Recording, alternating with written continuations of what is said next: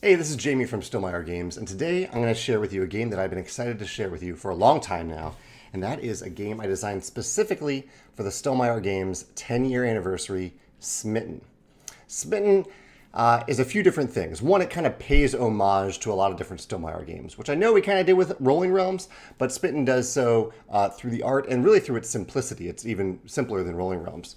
And specifically, I designed this game for really a couple reasons. One, for the 10th anniversary, which we're celebrating this month. If you're watching this video in September of 2022, if you order anything from the Stonemaier Games web store, you get Smitten along with it. After that, we'll sell it for around $10 on our web store.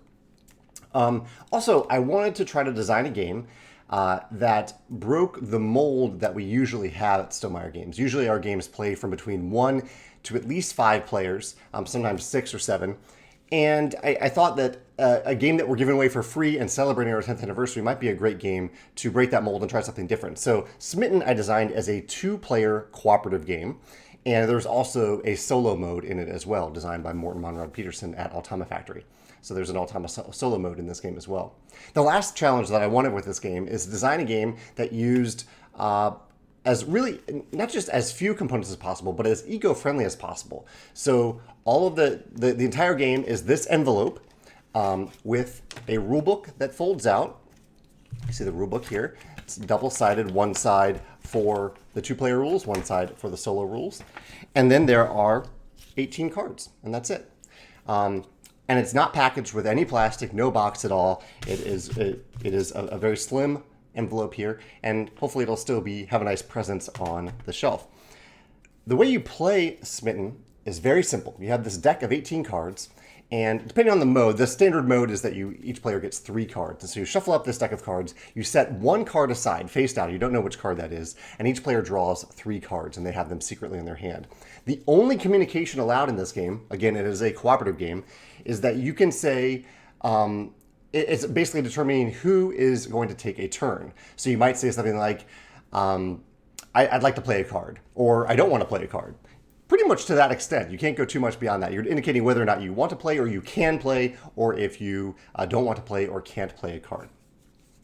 The reason you're doing that, you're saying that, is because when when you decide which player is actually going to play, they're going to select a card from their hand, and they're going to put it in the grid. Here, I'll use this one as an example, a little bit more visible. They're going to put it in one of 2 grids on the table. You can see a 3x3 grid indicated up in the upper left-hand corner here. And this card, the 3 card, always goes in that position on one of the 2 grids. There are 2 identical grids. And so you need to play this adjacent to another card that is in that grid in one of these positions, orthogonally adjacent to either the 2 spot or the 6 spot, unless it's the first card in that grid, and then you can place that card anywhere. And then there are instructions on that card. So this card says, your partner must reveal the top card of the deck, then place it in either grid. So one player is playing a card that has instructions that your partner must follow. If they cannot follow those instructions, you instantly lose the game.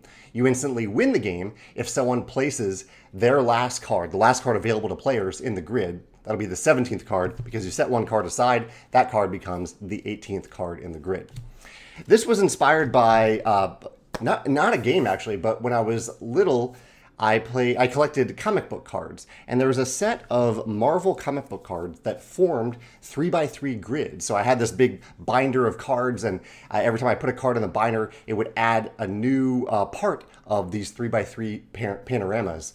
And I've always had very fond memories of that, of collecting these cards. I wasn't really doing anything with them except forming this image. And so that's what this game is. It's hard for me to show you on screen here, but these cards form 2 identical panoramas that show different things from Stonemaier Games. So here's the this is Elizabeth's favorite bird from Wingspan.